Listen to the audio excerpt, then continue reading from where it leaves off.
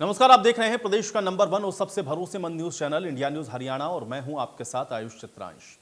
लखीमपुर हिंसा के बाद अब आरोपियों की धरपकड़ शुरू हुई है। पुलिस ने 2 आरोपियों को गिरफ्तार करके पूछताछ शुरू कर दी है। योगी सरकार ने रिटायर्ड जज प्रदीप श्रीवास्तव को हिंसा की जांच सौंप दी है, तो फिर वहीं सुप्रीम कोर्ट ने भी यूपी सरकार से हिंसा के मामले में स्टेटस रिपोर्ट को तलब किया है। लेकिन जांच के बीच में विपक्ष लगातार सरकार को कटघरे में खड़ा कर रहा है। राहुल और प्रियंका गांधी ने बुधवार की रात हिंसा पीड़ित के साथ मुलाकात करके उनका दर्द जाना, तो गुरुवार को अखिलेश यादव भी हिंसा पीड़ितों के साथ मिले। 2 तस्वीरें हम आपको दिखा रहे हैं, जहां पर आप देखें कि किस तरह से पीड़ितों के साथ राहुल और प्रियंका गांधी की मुलाकात हुई और समाजवादी पार्टी के मुखिया अखिलेश यादव भी पहुंचे, जहां पर उन्होंने पीड़ित परिवार के साथ मुलाकात की। और कई अन्य बड़े चेहरे उत्तर प्रदेश की राजनीति में अगर आप देखेंगे तो लगभग सभी ने आज पीड़ित परिवार वालों के साथ जाके मुलाकात की है, चाहे कांग्रेस हो, चाहे आम आदमी पार्टी हो, समाजवादी पार्टी हो, बहुजन समाज पार्टी हो। इन सभी की तरफ से इनके जो बड़े लीडर्स हैं उनकी मौजूदगी आज लखीमपुर खीरी में देखने को मिली है। और विपक्ष की तरफ से एक सुर में इस बात को कहा गया कि केंद्रीय गृह राज्य मंत्री जब तक अपने पद पर बने रहेंगे, ये जांच निष्पक्ष कैसे होगी, ये सवाल लगातार विपक्ष उठा रहा है। हालांकि प्रशासन और पीड़ित परिवार के बीच में जो समझौता हुआ था, उसके बाद कुछ वीडियोस भी सामने आए थे, जिसमें एक मृतक किसान के परिवार का भी वीडियो था, जिसमें उनकी तरफ से कहा गया था कि वो संतुष्ट हैं सरकार की कार्रवाई से। लेकिन अभी विपक्ष चूंकि वहां पर जा रहा है और लगातार कई बड़े सवाल विपक्ष के द्वारा अब उठाए जा रहे हैं। और अब आपको हरियाणा और पंजाब कांग्रेस के नेताओं की तस्वीरों को भी दिखाते हैं। दरअसल हरियाणा कांग्रेस प्रभारी विवेक बंसल, प्रदेश अध्यक्ष कुमारी सैलजा, नेता विपक्ष भूपेंद्र हुड्डा समेत कई नेता लखीमपुर खीरी के लिए निकले, लेकिन यूपी बॉर्डर पर उनको एंट्री नहीं दी गई। शामली के आसपास ही कांग्रेस के नेताओं को रोक दिया गया और उसके बाद फिर विरोध में हरियाणा कांग्रेस के नेता वहां धरने पर भी रहे, लेकिन उनको बैरंग वापस लौटना पड़ा। दूसरी तस्वीर हम आपको नवजोत सिंह सिद्धू और उनके समर्थकों की दिखा रहे हैं। सिद्धू और उनके समर्थक भी निकले थे उत्तर प्रदेश जाने के लिए, लखीमपुर खीरी जा रहे थे, लेकिन उनको भी सहारनपुर के पास रोक दिया गया और उसके बाद वहां पर भी विरोध प्रदर्शन सिद्धू और उनके समर्थकों के द्वारा किया गया। तो 2 और तस्वीरें हैं। इसको अगर हरियाणा के साथ भी देखें तो हरियाणा कांग्रेस, जहां कुमारी सैलजा, भूपेंद्र सिंह हुड्डा, इनके द्वारा लखीमपुर खीरी जाकर के मुलाकात करने की बात कही जा रही थी, लेकिन इनको भी जाने से रोका गया है। और शामली बॉर्डर के पास इनको जब रोका गया तो काफ़ी देर तक वहां पर धरने पर बैठे रहे और उसके बाद फिर वहां से इनको वापस लौटना पड़ा, क्योंकि लखीमपुर खीरी जाने की परमिशन नहीं मिली। ऐसे ही नवजोत सिंह सिद्धू जो कि पंजाब से निकले और उनको भी जाने से रोका गया। सहारनपुर में नवजोत सिंह सिद्धू और उनके साथ जो उनके समर्थक थे, उनको सहारनपुर पर उत्तर प्रदेश बॉर्डर पर रोका गया और वहां पर भी काफ़ी देर तक गहमा गहमी और हंगामे की स्थिति बनी रही, लेकिन बाद में वहां से नवजोत सिंह सिद्धू को भी बैरंग वापस लौटना पड़ा है। तो कुल मिलाकर के अब लखीमपुर में सभी नेताओं के जमावड़े लग रहे हैं। लखीमपुर सभी नेता पहुंच रहे हैं विपक्षी पार्टियों के और जाकर के पीड़ित जो किसान के परिवार हैं उनके साथ मुलाकात कर रहे हैं। खासतौर से अगर आप पंजाब को देखेंगे तो पंजाब के मुख्यमंत्री खुद पहुंचे हुए थे राहुल गांधी के साथ मिलने के लिए। चरणजीत सिंह चन्नी 50 लाख के मुआवजे की भी उन्होंने बात कही है कि वो पीड़ित परिवार को दे रहे हैं, यानी कि पंजाब सरकार की तरफ से दिया जाएगा। और ऐसे ही अगर छत्तीसगढ़ के भी मुख्यमंत्री को आप देखें तो उनकी भी मौजूदगी देखने को मिली, जब राहुल गांधी प्रियंका गांधी के साथ में खुद मौजूद थे छत्तीसगढ़ और पंजाब के मुख्यमंत्री, जिन्होंने लखीमपुर में जाकर के मुलाकात की है। तो लगातार लखीमपुर में बड़े सियासी नेताओं के पहुंचने का सिलसिला जारी। हालांकि 2 दिन तक आपको बता दें कि उत्तर प्रदेश में शासन के द्वारा विपक्षी पार्टियों को जाने पर रोक लगा दी गई थी, धारा 144 लगाई गई थी और उसके बाद वहां पर किसी विपक्षी पार्टी के नेता को जाने की इजाजत लॉ एंड ऑर्डर का हवाला देते हुए नहीं दी जा रही थी। लेकिन उसके बाद में कल सुबह आपने देखा कि जब राहुल गांधी पहुंचे तो उसके बाद इजाजत मिली है, लेकिन अभी भी एक सियासी दल के 5 लोगों को ही वहां पर जाने की इजाजत है, यानी कि आप लाभ लश्कर लेकर के या फिर काफिले के साथ नहीं जा सकते हैं। लेकिन किसी भी दल के अगर कोई 5 नेता चाहें तो वो जाकर के पीड़ित परिवार के साथ मुलाकात कर सकते हैं। और उसी कड़ी में आपने देखा कि लगातार फिर आज सारा दिन नेताओं के पहुंचने का जो सिलसिला है वो देखने को मिला है। तो उत्तर प्रदेश के अंदर तो जो बड़े पार्टी के लीडर्स हैं उनकी मुलाकात हुई, पीड़ित परिवार वालों के साथ मुलाकात की गई। लेकिन हरियाणा से चाहे कुमारी सैलजा हो, भूपेंद्र हुड्डा हो, पवन बंसल हो, इनके द्वारा जब जाने की कोशिश की गई तो वहां पर उनको रोका गया है। और उसके अलावा नवजोत सिंह सिद्धू को सहारनपुर में रोका गया। तो 2 तस्वीरें हमने आपको लगातार दिखाई और एक बार फिर से देखें, ये शामली की तस्वीरें हैं। उत्तर प्रदेश बॉर्डर हरियाणा और यूपी का, वहीं पर रोक दिया गया भारी लाव लश्कर के साथ, चूँकि काफ़ी संख्या में समर्थकों की भी मौजूदगी थी वहाँ पर और इस वजह से आपने देखा कि बॉर्डर पर पहले ही बॉर्डर को बंद कर दिया गया था। उत्तर प्रदेश पुलिस ने वहाँ पर बैरिकेटिंग्स की हुई थी और उसके बाद वहाँ से बैरंग लौटना पड़ा है।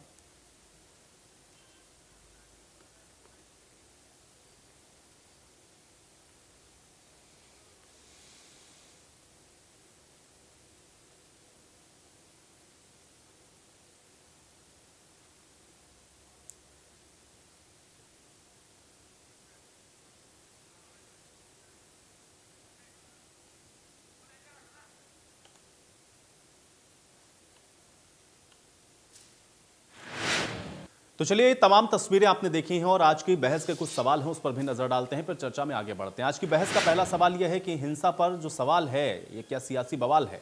दूसरा सवाल यह है कि किसान बहाना है, मकसद सिर्फ सियासत चमकाना है क्या, इसको इस तरह से भी देखा जाए।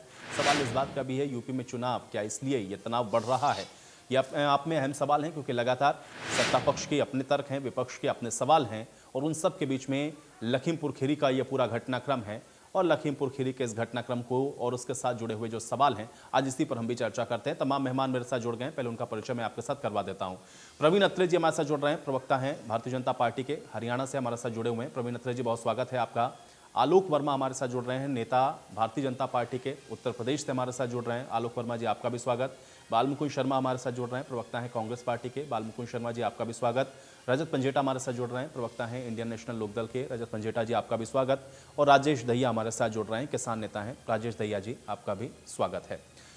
चर्चा की शुरुआत सबसे पहले मैं आलोक वर्मा जी आपसे ही करना चाहूंगा। किस तरीके से देखा जाए, क्योंकि आज हम लोगों ने देखा सारा दिन जो बड़े नेता हैं, खासतौर से अगर उत्तर प्रदेश के लिहाज से देखें तो सतीश चंद्र मिश्रा भी पहुंचे आज वहां पर, अखिलेश यादव भी वहां पर पहुंचे मुलाकात करने के लिए, राहुल गांधी, प्रियंका गांधी ने भी मुलाकात की। लेकिन एक सवाल जो बड़ा कॉमन था, सबने वहां से मुलाकात के बाद इस बात का जिक्र किया कि पीड़ित परिवार जो हैं किसानों के, वो न्याय चाहते हैं, और ये न्याय तभी हो सकता है जब जांच निष्पक्ष हो। केंद्रीय गृह राज्य मंत्री अगर अपने पद पर बने रहेंगे तो ये जांच प्रभावित होगी, और इसलिए उनको अपने पद से इस्तीफा देना चाहिए। आपका पहला रिएक्शन मैं इसके ऊपर चाहूंगा। देखिए 19 मार्च 2017 को जब योगी आदित्यनाथ उत्तर प्रदेश के मुख्यमंत्री बने, तो उससे पहले उत्तर प्रदेश की तस्वीर आपके भी संज्ञान में आई होगी और आपने भी देखी होगी। मुजफ्फरनगर कांड बहुत पहले का कांड नहीं है। अखिलेश यादव के जो मुख्यमंत्री थे उत्तर प्रदेश के, समाजवादी पार्टी के, उनके समय का कांड था। और किस तरीके से एक मामूली वाकया एक ऐसा वाकया बन गया जिसमें कई हजारों परिवार, कई लाखों लोग जो है बेघर हुए और कई लोगों की इसमें मौत हुई। उस तरीके की तस्वीर उत्तर प्रदेश में हम कभी दोबारा देखना नहीं चाहते। पिछले 4.5 साल का जो योगी आदित्यनाथ जी का शासन है, जो भारतीय जनता पार्टी का शासन है, इसमें हमारे लिए और पूरे उत्तर प्रदेश के लिए एक अच्छी बात यह है कि इसमें कहीं कोई दंगा नहीं हुआ। मुजफ्फरनगर जैसा दंगा हमने उत्तर प्रदेश में नहीं होने दिया, मथुरा जैसा कांड हमने उत्तर प्रदेश में नहीं होने दिया। ये योगी आदित्यनाथ जी की योग्यता है, भारतीय जनता पार्टी की जो दूरदर्शिता है, आप उसे कह सकते हैं। निश्चित रूप से लखीमपुर खीरी में जो कुछ हुआ, जो वाकया हुआ, वो बहुत बेहतर नहीं कहा जा सकता, उसे नहीं होना चाहिए था। कुछ किसानों की भी उसमें मौत हुई है, कुछ पत्रकारों की भी मौत हुई है, कुछ दूसरे लोगों की भी मौत हुई है, और सरकार की संवेदना उनके साथ है। और शुरुआती दौर में ही योगी आदित्यनाथ जी ने इस पर साफ साफ कहा था कि इसकी जांच हो रही है। जांच को भी दोनों पक्ष के अपने अपने अपनी अपनी बातें हैं, कुछ वीडियोज भी सामने आए हैं, उन वीडियोज के आधार पर अलग अलग बातें कही जा रही हैं। लेकिन मुझे लगता है, और आपको भी यही लगता होगा, कि कोई भी प्रक्रिया हो, कोई भी प्रकरण हो, उसकी जांच होनी चाहिए, निष्पक्ष जांच होनी चाहिए, और तभी पूरी बातें सामने निकल के आती हैं। लेकिन आलोक जी, दो बड़े महत्वपूर्ण सवाल थे। मैं आपसे ये जानना चाह रहा हूं, चूंकि विपक्ष का सवाल भी अपनी जगह पर लाजमी है। वो ये कह रहे हैं कि जिनके ऊपर आरोप हैं वो केंद्रीय गृह राज्य मंत्री हैं, उनके बेटे के ऊपर 302 का मामला है। भाई, कम से कम अगर वो टीवी में जाकर के इंटरव्यू दे रहे हैं या वहां पर जाकर के मीडिया को वो बाइट्स दे सकते हैं, तो क्या आप उनका एक स्टेटमेंट भी नहीं करा सकते हैं जाकर के थाने में? 302 का उनके खिलाफ मामला है, ऐसा क्यों नहीं आप लोग कर पा रहे हैं? भरोसा कैसे देंगे आप जनता को? विपक्ष को छोड़िए, जो वहां के भी लोग हैं उनके भी लोकल रिएक्शन से हैं कि भाई जांच प्रभावित नहीं होगी, ये भरोसा आप कैसे देंगे? ये सवाल विपक्ष का लाजमी है, इसका क्या जवाब है? मुझे लगता है कि उत्तर प्रदेश के जो लोग हैं वो अच्छी तरीके से जानते हैं कि कोई कितना भी शक्तिशाली व्यक्ति हो, कोई कितना भी निर्बल व्यक्ति हो, कानून के मसले पर सरकार किसी को आने नहीं देती है।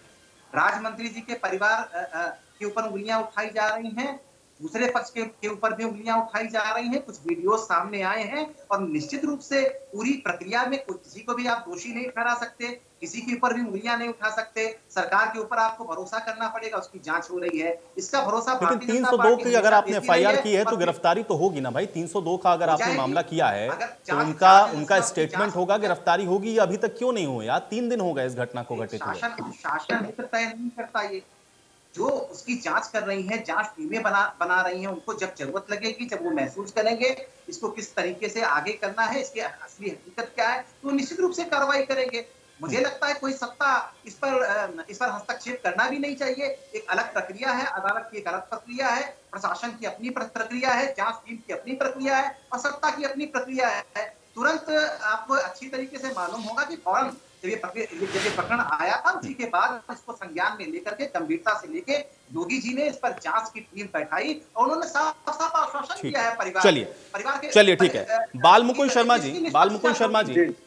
शर्मा जी, पंजाब के मुख्यमंत्री पहुंचते हैं, छत्तीसगढ़ के मुख्यमंत्री रहते हैं, आपका शीर्ष नेतृत्व रहता है, सब मुलाकात कर लेते हैं, लेकिन हरियाणा से फिर कुमारी शैलजा, भूपेंद्र हुड्डा, ये सब भी मुलाकात करने के लिए पीड़ित परिवार को और किसानों को सांत्वना देने के लिए जाते हैं। अगर इस पर उत्तर प्रदेश के अंदर वहां की भारतीय जनता पार्टी की तरफ से रिएक्शन आए कि साहब अब तो शुद्ध राजनीति आप लोग कर रहे हैं, तो उसको आप कैसे काउंटर करेंगे? मुलाकात तो आपके शीर्ष नेतृत्व ने कर ली, सांत्वना भी दे दी, क्या सियासत नहीं है ये? नहीं, हमारा जो सामाजिक ताना बाना है वो ये नहीं है कि आप किसी के घर पे चले गए और उसके बाद आपके परिवार का कोई दूसरा सदस्य नहीं जाएगा। हम लोग जाकर के सांत्वना देना चाहते हैं तो देनी चाहिए, इसमें तो कोई मतलब राजनीतिक एंगल किस विषय से आप देख रहे थे, मैं ऐसा समझ नहीं पा रहा। हमारा ये ताना बाना है, किसान क्या है कि एक पूरे हिंदुस्तान में सारा किसान एक है, वो किसान की एक अपनी सोच विचारधारा है, तो किसानी से हम लोग भी जुड़े हुए हैं, तो हम केवल वहां पर उनके प्रति अपना संवेदना व्यक्त करने के लिए जाना चाहते थे। तो मैं समझता हूँ आज भी उत्तर प्रदेश सरकार ने इस तरह कृत्य किया है कि लोगों को जाने से रोका है। 2 दिन पहले उनको रोका था, 30 घंटे तक प्रियंका जी को हिरासत में रखा, फिर उनको गिरफ्तार किया, फिर उनको रिहा किया, राहुल जी को एयरपोर्ट पर रोका। मैं ये कहता हूँ ये खुले मन से। लेकिन बालमुकुंद शर्मा जी, भाई देखिए, संवेदना व्यक्त करने के लिए जाने के लिए इतने लाव लश्कर और काफिले की क्या जरूरत है? मैं ये आप लोगों से समझना चाह रहा हूँ। 5 लोगों को जाने की इजाजत है, कोई 5 लोग जाकर के मिल सकते हैं। नवजोत सिंह सिद्धू को भी हम लोग देख रहे थे, भारी संख्या में उनके साथ न जाने कितने कार्यकर्ताओं की फौज थी। आप लोग भी जब जा रहे थे, खासतौर से भूपेंद्र हुड्डा, कुमारी शैलजा, पवन बंसल, इन सब के साथ भी न जाने कितने लोगों की भीड़ थी। भाई इतने सारे लोगों को लेकर के जाने की क्या जरूरत है? नहीं, जो वो लोग बॉर्डर पे गए हैं, एक सहारनपुर बॉर्डर से और एक हरिद्वार की साइड बॉर्डर से सनौली तौर से गए हैं, वहां प्रशासन के लोगों ने क्या उनको ऐसा बताया कि आप 5 लेग लो करके चले जाइए, रास्ता खुला है?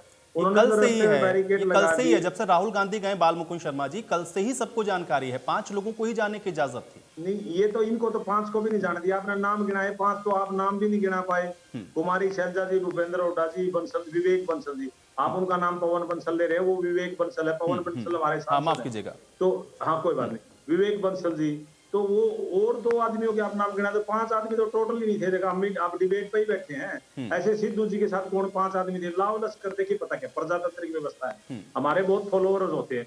मैं खुद तो एक आपके सामने बैठा प्रवक्ता हूँ पार्टी का, कई हजार तो मेरे फॉलोअर हैं। अगर मैं कहीं जाता हूँ तो हजारों लोग चल आ जाते हैं कि बालमुकुंद शर्मा जी आए हैं, उनसे मिलने चलते हैं, या मैं कहीं जाना चाहता हूँ मेरे साथ हजारों लोग चले जाते हैं। सच मैं बता रहा हूँ आपको, ये तो राजनीतिक लोगों के, हम भी 20-20, 21-21 साल से राजनीति में, 25 साल से, मैं 1995 से राजनीति में हूँ, छात्र संघ का नेता रहा हूँ, जिला परिषद मेंबर रहा हूँ, विधानसभा चुनाव लड़ा मैंने। हमारा राजनीति का सबके साथ ऐसे फॉलोअर्स होते हैं, उनके साथ लाखों, वो हमारे बड़े नेता हैं। आपके मैं ये बताना चाहता हूँ, वहां के आईजी, वहां के डीएम, जो भी लोग बैठे थे, उन्होंने कोई परमिशन एक आदमी की भी नहीं दी कि मैं कुमारी शैलजा जी, भूपेंद्र हुड्डा जी, विवेक बंसल जी, किरण चौधरी जी, मैं नाम आपको गिनाता हूँ, और कुछ विधायक थे, उनको वो परमिशन दे देते, वो भी चले जाते।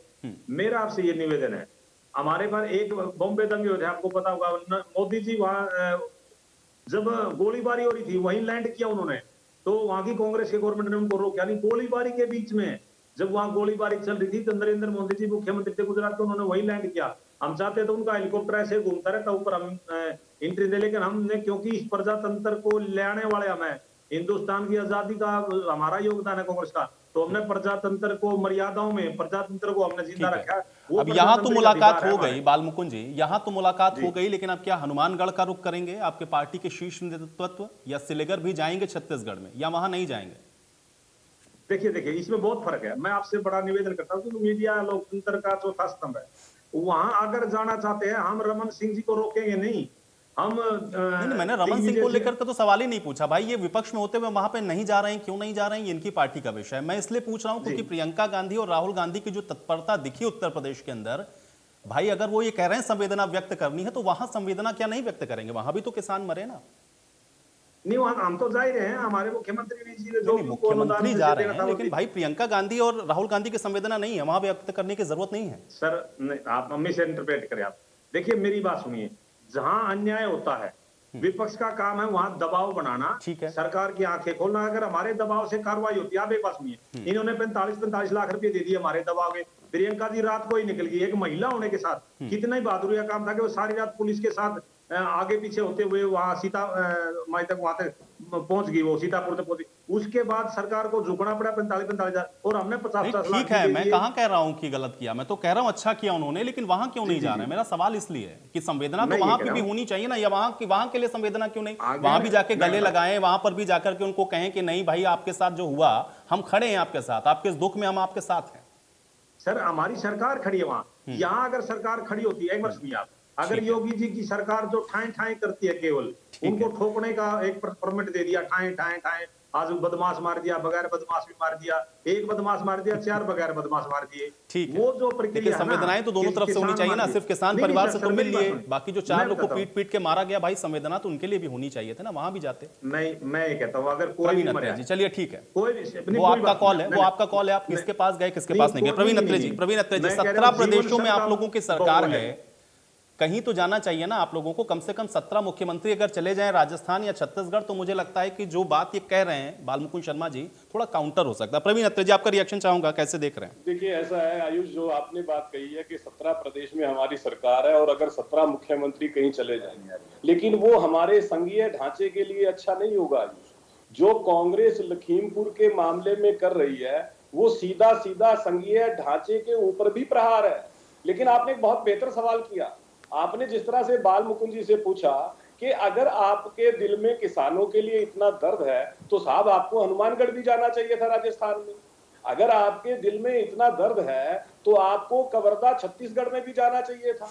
अगर आपके दिल में इतना दर्द है तो आपको टोंक के अंदर राजस्थान में जो बलात्कार हुआ दलित लड़की से, वहां पे भी जाना चाहिए था। और राहुल गांधी जी जो जम्मू में छाती ठोक के कह रहे थे कि मैं कश्मीरी ब्राह्मण हूं, अगर उनके दिल में इतना दर्द है तो क्या उनको कश्मीर में नहीं जाना चाहिए था जहां एक ब्राह्मण को गोली मार दी गई? क्या उनको कश्मीर नहीं जाना चाहिए था जहां 2 सिख अध्यापकों को गोली से उड़ा दिया गया उग्रवादियों के द्वारा? लेकिन वहां पे वो दर्द पता नहीं क्यों गायब हो जाता है। आपने एक सही सवाल रखा है, किसान बहाना है, मकसद सियासत चमकाना। देखिए जो लखीमपुर में हुआ बहुत दुखद है और ऐसा नहीं होना चाहिए था, हमारा ये मानना है। लेकिन आप देखिए यहाँ पे कांग्रेस जो है वो किस तरह की राजनीति कर रही है। जब प्रशासन और पीड़ित पक्ष के बीच में समझौता हो जाता है, जो आंदोलनकारी नेताओं के साथ बैठ के वो समझौता होता है, समझौते की बात प्रेस कॉन्फ्रेंस करके बता दी जाती है और पीड़ित पक्ष खुद मीडिया में आके ये बात कहता है कि हम पूरी तरह से प्रशासन की कार्रवाई से संतुष्ट हैं, और साथ में वो ये बात भी कहते हैं कि हमारा राजनीतिक दलों से निवेदन है कि वो इस विषय पे राजनीति ना करें। जब पीड़ित पक्ष ये बात कह रहा है, उसके बाद कांग्रेस जिस तरह की राजनीति, मैं तो इसको गिद्ध राजनीति कहूंगा, लाशों पे जो राजनीति की जाए वो गिद्ध राजनीति होती है, वो कांग्रेस करने की कोशिश कर रही है। देखिए आयुष, आपने भी ध्यान दिया होगा, जितने विपक्षी दल हैं उनके प्रमुख नेता वहां पे गए। जैसे समाजवादी पार्टी से अखिलेश जी चले गए, बहुजन समाज पार्टी से मिश्रा जी चले गए, आम आदमी पार्टी से संजय जी चले गए, लेकिन कांग्रेस राहुल जी भी जाएंगे, प्रियंका जी भी जाएंगी, हुड्डा जी भी जाएंगे, और चन्नी जी भी जाएंगे, भूपेश बघेल जी भी जाएंगे, सिद्धू भी जाएंगे। इसको समझने की बड़ी जरूरत है।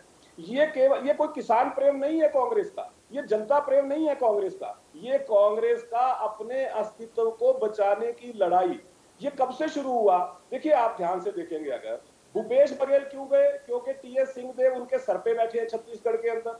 अशोक गहलोत नहीं गए, वहां पे सचिन पायलट गए, लेकिन जैसे ही चन्नी जी गए सिद्धू जी उठ के चल दिए। तो आप समझिए कि ये कांग्रेस की अंतर्कलह है जो कांग्रेस को इस तरह की ओछी राजनीति करने पे मजबूर कर रही है। राहुल जी पहले 2 दिन नहीं गए। राहुल जी कब गए? जब तृणमूल कांग्रेस के अभिषेक बनर्जी ने प्रेस कॉन्फ्रेंस में ये कह दिया कि कांग्रेसी ड्राइंग रूम में बैठ के राजनीति करते हैं, अगर विपक्षी दलों का नेतृत्व करना चाहते हैं तो जमीन पे उतरना पड़ेगा। जब ममता बनर्जी ने एक लेख लिख दिया और जिसमें उन्होंने कांग्रेस को सीधा सीधा विपक्षी दलों की एकता से बाहर निकाल दिया, तब राहुल जी को एहसास हुआ कि ओहो, मैं तो प्रधानमंत्री बनना चाहता था, मेरी माताजी तो मुझे प्रधानमंत्री बनाने का सपना देख रही है और यहाँ तो विपक्षी दलों से मुझे बाहर निकाला जा रहा है। तब राहुल जी को याद आया और राहुल जी भी चले गए। अभी प्रवक्ता कह रहे थे कि साहब 5 आदमी का है। भाई 5 आदमी में आपके राहुल जी गए, भूपेश्वर बघेल जी गए, चरणजीत सिंह चन्नी जी गए, आपके वो संगठन मंत्री हैं साउथ से मैं नाम बोल रहा हूँ, वो चले गए। उसके बाद क्या कसर रह गई थी? लेकिन नहीं, सच्चाई ये है कि कांग्रेस एक इस तरह की ओछी राजनीति करने की कोशिश कर रही है।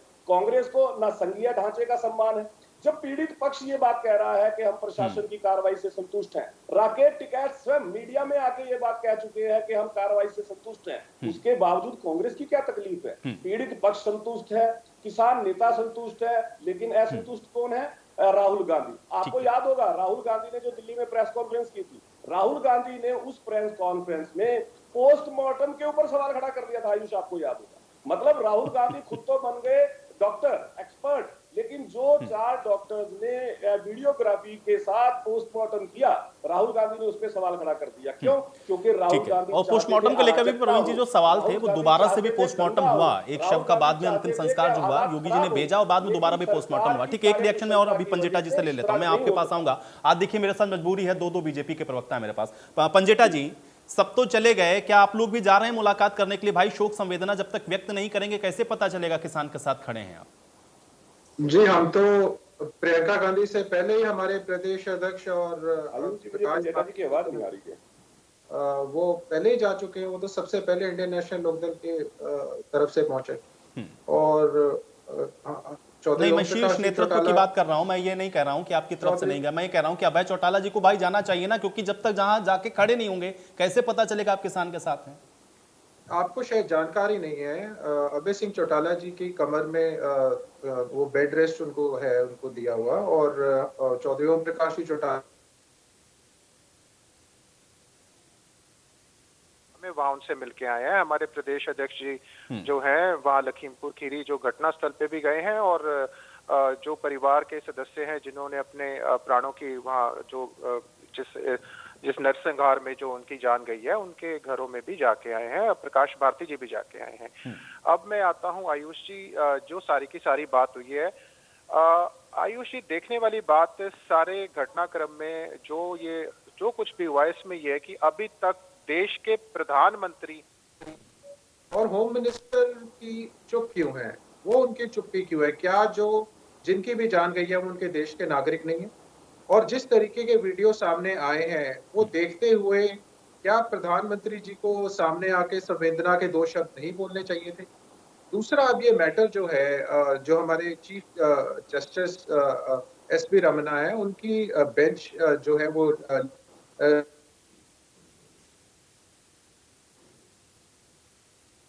भी पूछा गया है कि आप कितनी गिरफ्तारियां हुई हैं अभी तक, वो आप कल स्टेटस रिपोर्ट में बताइए।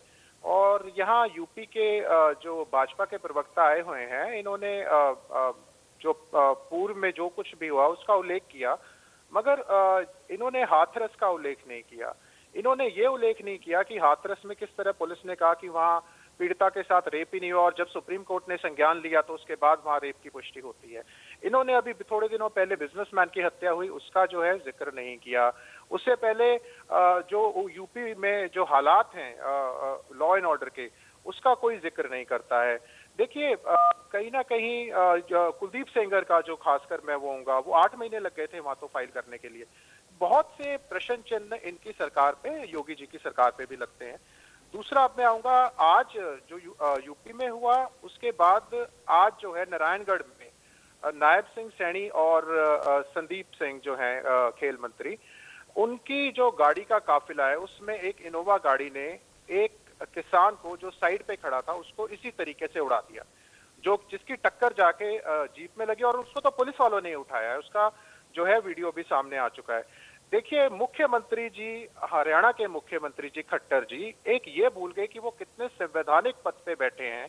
उन्होंने लठ उठा के जो 2 अक्टूबर को जो लठ उठा के 500 1000 के आप लठैत तैयार कीजिए, तो ये देखिए क्या ये संवैधानिक पद पे बैठे हुए मुख्यमंत्री जैसे संवैधानिक पद पे बैठे हुए इंसान की को देखिए गरिमा कम भी करने वाला, और ये शोभा भी नहीं देता है कि क्या उनके बयान का असर देखने को नहीं मिला लखीमपुर पे।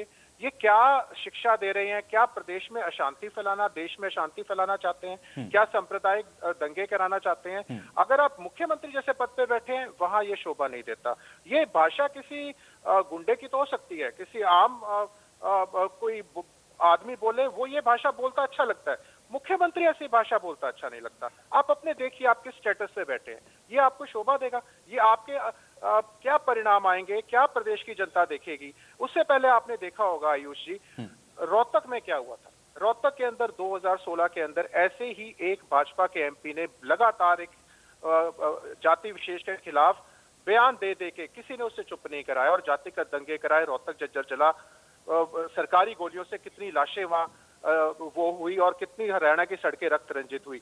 इसी तरह इन्होंने बाबा राम रहीम के लिए किया, मैं किया, आधा घंटा भी नहीं रोक पाए। ये वर्डिक्ट आने के बाद पंचकुला सेक्टर 2 और सेक्टर 4 की सड़कें जहां लाशों के ढेर लगा दिए, लोगों के घर खून से भर दिए इन्होंने। ऐसे ही इन्होंने एक बाबा बरवाड़ा के अंदर वहां पे सरकारी गोलियां चला के 100 लोगों को मरवाने का काम किया।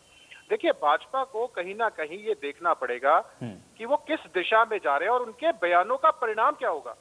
ये जरूर आप अत्रे जी से इस चीज का जवाब, चलिए अत्रे जी इसका जवाब देंगे। 3 बार प्रदेश जल चुका है। इनके एक नेता है, अब मैं दहिया जी राकेश टिकैत पहुंचे, हम लोगों ने देखा जिस समय कोई नहीं जा पाया, राकेश टिकैत जी को जाने की परमिशन मिली, किसानों के साथ बैठे, प्रशांत कुमार वहां से बैठे, लॉ एंड ऑर्डर वहां के डीजीपी, जो समझौता हुआ उसके बाद राकेश टिकैत ने खुद कहा कि हाँ ठीक है, जो बातें थी हमारी मान ली गई हैं और अब हमको भरोसा है जांच के ऊपर भी, और इस तरीके की बातें निकल कर आई।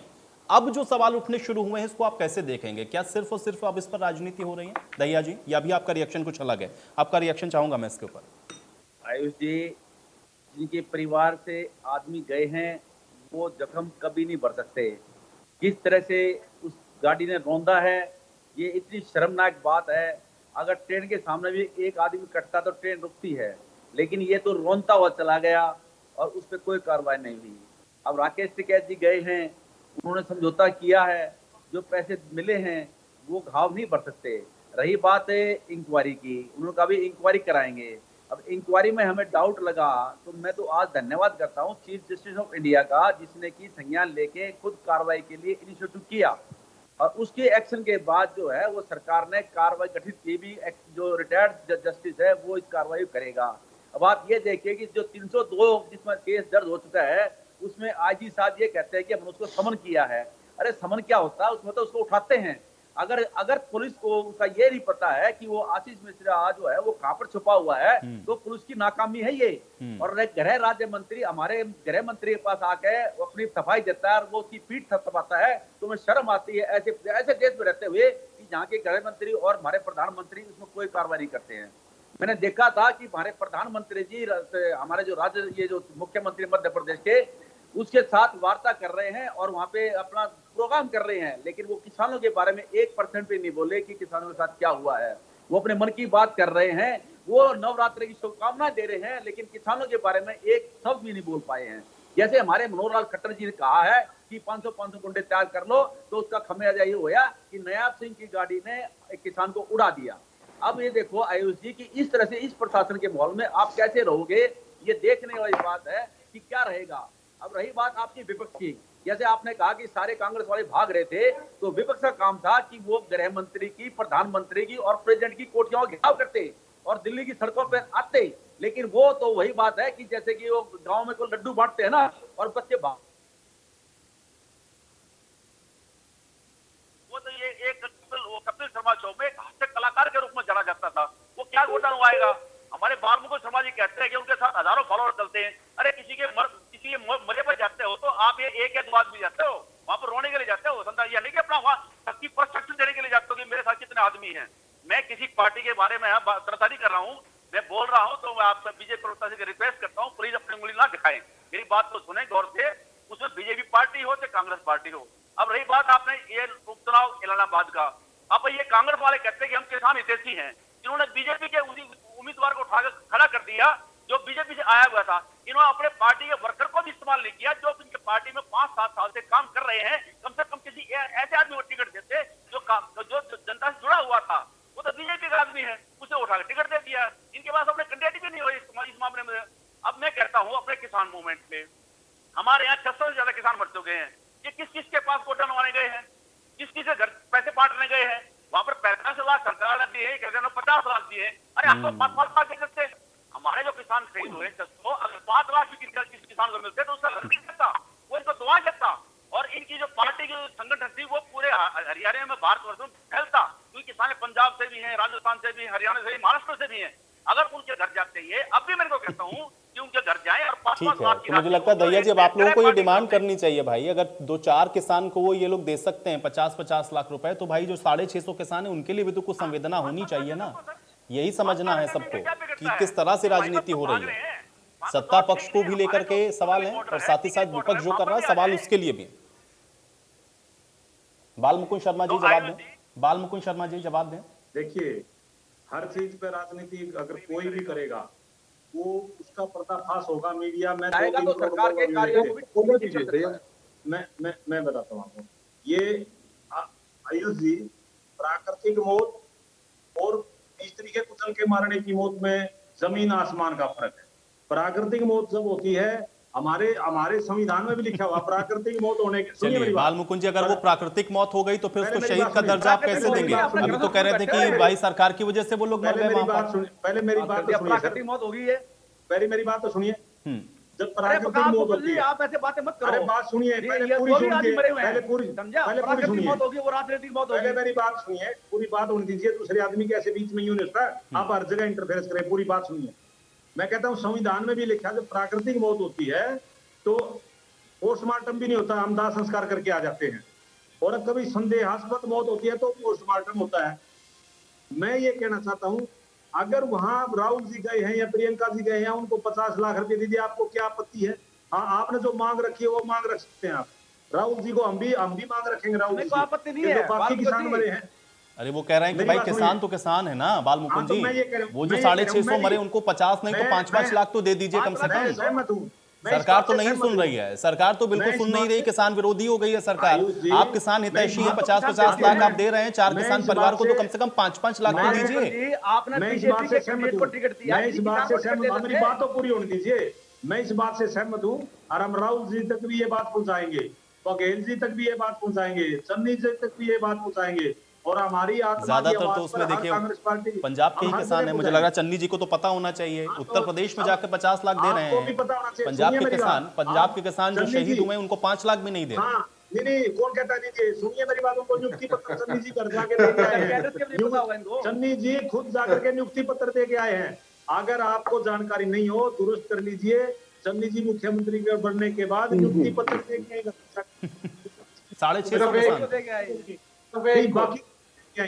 650 किसान को दे दिया मुआवजा चन्नी जी ने। दहिया जी कंफर्म करें तो बहुत बड़ी खबर है।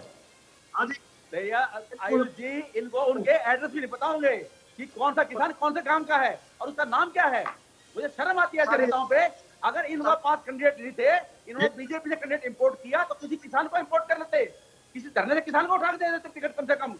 अगर वो हारना था तो वो भी हार जाता। कमाल करते हैं, मैं तो हैरान हुई थे। बीजेपी के पार्टी ऑफ कैंडिडेट को टिकट दिया कांग्रेस से। इनके कांग्रेस पंजाब में चुनाव में नहीं लड़ रही भैया जी। कांग्रेस पंजाब में आयुष जी कुछ कहना चाहता हूँ। आ रहा हूँ एक सेकंड, एक बार कंप्लीट हो जाए बालमुकुंद जी की बात। बालमुकुंद जी, चलिए कुछ तकनीकी समस्या है, बालमुकुंद जी की ऑडियो भी नहीं आ रही मुझे लग रहा है कुछ। आलोक जी मैं आपके पास आ जाता हूँ, एक छोटा सा रिएक्शन मैं आपसे जरूर चाहूंगा। आलोक जी, कोर्ट ने संज्ञान लिया, कोर्ट ने कहा कि स्टेटस रिपोर्ट आप दें। सुप्रीम कोर्ट कह रहा है कि आप बताएं कि कितने लोग नामजद थे, कितनी कार्रवाई की है, तब 2 गिरफ्तारी आज हम लोग देख रहे हैं। या जो विपक्ष कह रहा है भाई क्यों नहीं कर रहे हैं, 302 का मामला है, कम से कम स्टेटमेंट तो होना चाहिए था ना, इसका जवाब क्यों नहीं दे पा रहे हैं? सामने आया है, मुख्यमंत्री जी ने उसको संज्ञान में लिया है। जांच टीम बनाई गई है और जिस तरीके की राहत देने की जरूरत थी, तमाशा करने की जरूरत की बात नहीं कर रहा हूँ। तो इस समय हो रहा है जो कांग्रेस के लोग कर रहे हैं, समाजवादी पार्टी के लोग कर रहे हैं, आम आदमी पार्टी के लोग कर रहे हैं, वो 2022 के सियासी गणित साधने के लिए लाखों की सियासत कर रहे हैं। नहीं ठीक है, वो पॉलिटिकल पार्टीज है भाई। देखिए ठीक है, विपक्ष का अपना काम है, वो करेगा। आपने उनको मौका दिया है, वो करेंगे। मुझे ये बताएं कि 302 का मामला है तो स्टेटमेंट तो होना चाहिए था ना। पुलिस उनको ढूंढ ही नहीं पा रही है, कहाँ है? नहीं, जांच टीम लगी है सर, गंभीरता से उससे बहुत सारे उसके बहुत सारे चेहरे हैं, बहुत सारे पक्ष हैं। एक पक्ष कुछ बातें कहता है, दूसरा पक्ष दूसरी बातें कहता है, बहुत सारे वीडियोज हैं, उसकी जांच है। कौन दोषी है, कौन निरपराध है, इसकी निश्चित रूप से स्वतंत्र जांच होनी चाहिए। वही जांच चल रही है, वही जांच हो रही है। आलोक जी, 302 के मामले में सबसे पहले क्या होता है? 302 का मामला होगा, पुलिस सबसे पहले क्या करती है? 302 के मामले में पुलिस सबसे पहले क्या करती है? आप जरा इंतजार कर लीजिए। कोर्ट ने जो बातें सरकार से पूछी हैं, जो बातें दूसरे पक्ष से पूछी है, वो कोर्ट के सामने भी आ जाएंगी, सरकार अपना पक्ष रखेगी। लेकिन मैं ये कहना चाहता हूँ, भारतीय जनता पार्टी की छुपाना नहीं चाहती, किसी को बचाना नहीं चाहती, लेकिन जो भी दोषी हैं, कोई भी पक्ष हो, किसी का भी कोई भी पक्ष हो, ये पक्ष हो या वो पक्ष हो, सरकार उसको अदालत के कटघरे में लेकर के जाएगी। अगर वो दोषी है तो सजा भी भुगतेगा, इसमें किसी को शक नहीं होना चाहिए। उत्तर प्रदेश की सरकार पिछले 4.5 सालों में जो शासन हम दे रहे हैं, उसकी यही एक रणनीति है, यही एक तरीका है। और मुझे लगता है उत्तर प्रदेश की जनता इसे अच्छी तरीके से जानती है कि योगी जी का शासन, योगी जी का प्रशासन किस तरीके से काम कर रहा है। चाहे ये प्रकरण हो, चाहे कोई दूसरा प्रकरण भी। हमारे साथी कुछ कह रहे थे, दूसरे राज्यों की बात नहीं कर रहे थे। हमने नहीं कहा कि उत्तर प्रदेश बिल्कुल अपराध शून्य प्रदेश हो गया है, लेकिन पहले की तुलना में हमने अपराध पे, माफियाओं पे बहुत काबू पाया है। बहुत सारे अपराध कम हुए, बहुत तरीके के अपराध कम हुए हैं। और मुझे लगता है 2022 आएगा, 2022 से ठीक है, चलिए उसके लिए तो हम लोग अभी चुनाव का इंतजार कर ही रहे हैं। ठीक है, प्रवीण अत्रे जी जवाब दें। देखिए आयुष, सभी प्रवक्ताओं ने कुछ ना कुछ कहा है और मैं सबकी बातों का जवाब दूंगा, तो मेरा निवेदन है कोई डिस्टर्ब ना करे, क्योंकि मैं अब जो बोलने वाला हूँ कई लोगों को थोड़ा ज्यादा तकलीफ हो। मैं आईएनएलडी के मित्र से शुरू करता हूं। देखिए आईएनएलडी के मित्र यहाँ पे ज्ञान दे रहे थे कि ऐसा है, मुख्यमंत्री जी ने जिस तरह का बयान दिया, इस तरह का बयान नहीं देना चाहिए। हालांकि मुख्यमंत्री जी भारतीय जनता पार्टी के किसान संगठन के पदाधिकारियों से बात कर रहे थे, प्रगतिशील किसानों के ऊपर चर्चा हो रही थी। तो वहां पे जब ये बात शुरू हुई तो सठे साठम समाचरित इसके ऊपर उन्होंने एक वक्तव्य दिया। वो प्रगतिशील किसानों को इकट्ठा करके एफपीओ बनाने पे चर्चा हो रही, लेकिन ज्ञान कौन दे रहा है? देखिए मुझे कहना नहीं चाहिए, लेकिन मुझे एनएलडी के प्रवक्ता करते जो पार्टी के नेता विधानसभा में बयान अगर मेरे हाथ में जूते की जगह रिवॉल्वर होती, मैं चलिए पंजेटा जी सुन लेते हैं, पंजेटा जी सुनते हैं। उनको ये सवाल नहीं उठाने चाहिए। मैं तो फिर निवेदन करूंगा, रजत जी जब भी मेरे सामने बैठते हैं कृपया मुझे मजबूर मत किया कीजिए कि मुझे वो पुरानी बातें खोलनी पड़े, मेरी बड़ी मजबूरी हो जाती है। लेकिन ध्यान दिया कीजिए, आपको अच्छा नहीं लगता, आपको याद है बहुत ही प्यार है, मैं जिक्र नहीं करूंगा। यहाँ तो मुख्यमंत्री जी किसानों की चर्चा कर रहे थे, प्रगतिशील किसानों की चर्चा कर रहे थे, एफपीओ बनाने की बातें कर रहे थे। आपको पसंद नहीं है तो मेरा दोष नहीं है, लेकिन रिवॉल्वर, गोली, बंदूक, ये अभी एक बात कही रजत जी कहते हैं देखिए नैब सैनी जी और संदीप सिंह जी की गाड़ी में, पता नहीं मुझे लगता है शायद रजत जी से गलती हो गई, क्योंकि आज एक चर्चा आई थी नैब सैनी जी जब नारायणगढ़ में कोई प्रोग्राम कर रहे थे, उस वक्त इस तरह का प्रोपगेंडा करने की कोशिश की गई कि नैब सैनी जी की गाड़ी इनोवा गाड़ी चलाने की कोशिश हुई। इनोवा गाड़ी ना बोलिए, मैंने क्या इनोवा गाड़ी मैंने पहले इनोवा गाड़ी, उनके काफिले में इनोवा गाड़ी। ठीक है, चलिए पंजेटा जी सुन लेते हैं ना, उधर का रिएक्शन भी तो सुनते हैं ना, वो क्या बता रहे हैं। रजत भाई साबित मत करो मेरी बात को, मुझे झूठा साबित करो। देखिए ऐसा है, नैब सैनी जी के बारे में इस तरह का प्रोपगेंडा करने की कोशिश की गई, कोई एक वीडियो, कोई एक सबूत ये दिखा दे कि नैब सैनी जी की गाड़ी या उनके काफिले की गाड़ी ने किसी को हिट किया हो। लेकिन मैं यह दावे से एक बात बता रहा हूं, मैंने उस व्यक्ति की सोशल मीडिया पे बयान सुना जिसके बारे में ये कहा जा रहा था कि वो घायल हो गया, वो अस्पताल में एडमिट हो गया, वो अपने घर पे कहा कि भाई लगी है, वो चोट भी नहीं दिखा पाया। तो इस तरह के झूठे प्रोपगेंडे ना करें, इसी झूठ से राजनीति नहीं चला करती। अब बात आती है जो दहिया जी ने कही, दहिया जी ये कहते, देखिए मैं एक बात को बड़े खुले मन से कहता हूं और मैं मानता हूं, हमारी पार्टी मानती है कि साहब 650 तो बहुत दूर है, किसी एक व्यक्ति की भी जान चली जाती है वो बहुत दुखद होती है, बहुत तकलीफदेह होती है, और जिस परिवार के घर का व्यक्ति जाता है वो परिवार बेहतर जानता है। लेकिन भैया जी मेरा एक निवेदन है, अगर किसी व्यक्ति की जान इस वजह से चली जाए कि कोई आंदोलनकारी नेता झूठ बोल के, भ्रम में डाल के, उसको डरा के कि भाई तेरी जमीन चली जाएगी, तू दिल्ली बॉर्डर पे बैठ, वो बुजुर्ग व्यक्ति इस डर में दिल्ली बॉर्डर पे आके बैठ जाता है। वो बेचारा सर्दी में वहां बैठा रहता है, गर्मी में वहां बैठा रहता है, बारिश में वहां बैठा रहता है, और बार बार सरकार निवेदन करती है कि बुजुर्गों को ना बिठाए, बच्चों को ना बिठाए, और सरकार वहां पे मेडिकल सुविधाओं का इंतजाम करती है कि परेशानी ना हो। ऐसे में अगर कोई उस हादसे का शिकार हो जाए तो उसका दोषी कौन है भैया जी? मेरी नजर में और जनता की नजर में दोषी वो लोग हैं झूठ बोल के, जिन्होंने भ्रम में डाला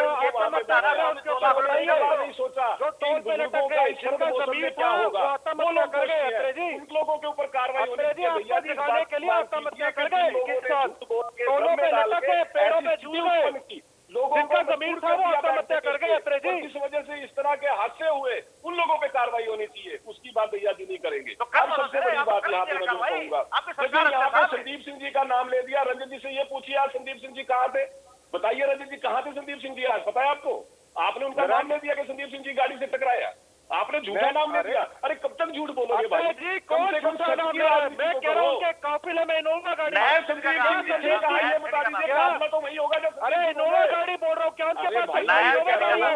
आपने काफिला वही होगा ना, ऐसा तो नहीं काफिला अलग चल रहा होगा, संदीप सिंह जी अलग चल रहे होंगे, क्यों झूठ बोलते हो? कितनी झूठी राजनीति बन रही है। आप लोग तो खड़े होकर स्टेज पे डंडे मारने की बातें करते हैं, सिर फोड़ने की बातें करते हैं, टांगे तोड़ने की बातें करते हैं, लेकिन अगर मुख्यमंत्री जी प्रतिदिन किसानों का संकट बनाने की बात कर रहे हैं, वो आपको क्या वाजिब लगता है? आपके मुख्यमंत्री कर रहे हैं सर फोड़ने की बात लगता है? बंद कीजिए के अंदर क्या हुआ, की राजनीति से क्या परिणाम हुआ चीफ मिनिस्टर की भाषा का? सर्वाइवल होता है आप उनकी भाषा पे क्यों नहीं कर रहे हैं? लड़ाई लड़ आप इतने बड़े प्रवक्ता हैं, पैरोकार बने हुए हैं किसानों के, मंत्री की लेकिन अगर मैं आपसे एक सवाल पूछ लूं, बता दीजिए जब तक आप सत्ता में रहे किसानों के लिए कौन से काम किए, और फिर मैं आपको गिनवाऊंगा मनोहर जी की सरकार के काम, तुलना जनता कर लेगी, जनता के ऊपर छोड़ देते हैं कि किस सरकार ने सबसे ज्यादा किसानों के लिए काम किया। ये चैलेंज मैं दैया जी को भी दे रहा हूँ, ये चैलेंज मैं बार मुखर्जी को भी दे रहा हूँ, और मैं यहाँ पे बैठ के गिनवाऊंगा मनोहर जी के काम। आप अपनी सरकारों के गिनवाइए, जनता को तुलना करने दीजिए कौन सरकार किसान हितैषी और कौन नहीं है। राजनीति बंद कीजिए भाई, मत किया कीजिए ऐसी राजनीति। आपने संदीप सिंह का नाम ले लिया जबकि वो सिरसा में थे, वो तो इलाहाबाद के और मामला नारायणगढ़ का है, नारायणगढ़ में किसी कहाँ पहुंच गया, काफिला कहाँ पहुंच गया, झूठ बोलने से काम नहीं चलेगा। और फिर कोई सबूत नहीं है आपके पास, नैब सिंह जी के ऊपर आप आरोप लगा रहे हो, झूठा प्रोपेगेंडा कर रहे हो, कोई वीडियो, कोई फोटो, कोई सबूत कुछ तो दो, कुछ तो दिखाओ।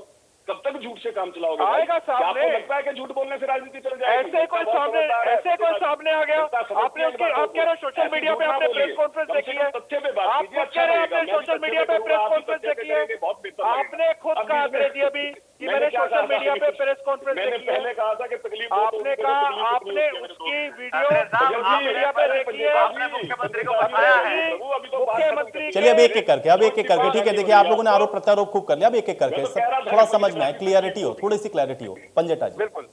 देखिए सबसे पहले तो आयुष जी, मैं आपका कल का भी डिबेट देख रहा था, आपने जिस तरीके जो हनुमानगढ़ में हुआ और जिस तरीके से मुझसे बाल मुकुंद शर्मा जी मिलते रहते हैं, बल्कि हजारों की भीड़ की वजह से मध्य मार्ग भी कई बार जाम हो गई, कई लाइव डिबेट्स होते हैं, परवीन अत्रे जी भी वहां होते हैं, हमें तो मध्य मार्ग पे चलना मुश्किल हो जाता है इनके फॉलोअर्स देख के।